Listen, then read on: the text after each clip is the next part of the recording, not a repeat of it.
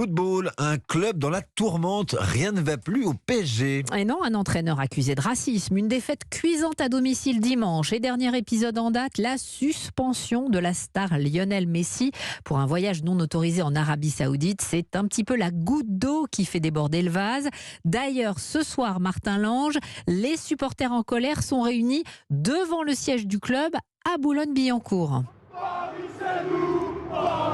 Oui Hélène, vous entendez d'ailleurs leur chant derrière moi, Paris c'est nous.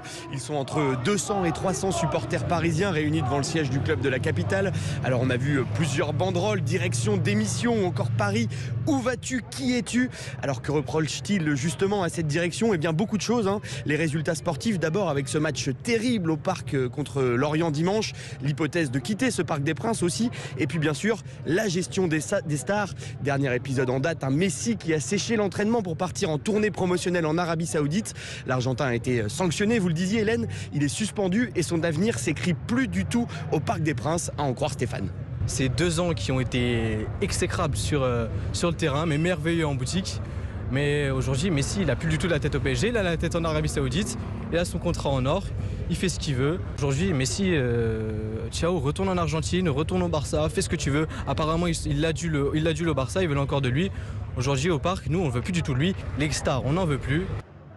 Mais pas sûr que le départ de l'Argentin apaise toutes les tensions. Les Ultras réclament également le départ de Neymar ou encore du président Nasser El Khelaifi. Et ils attendent surtout une réaction sur le terrain dimanche contre 3.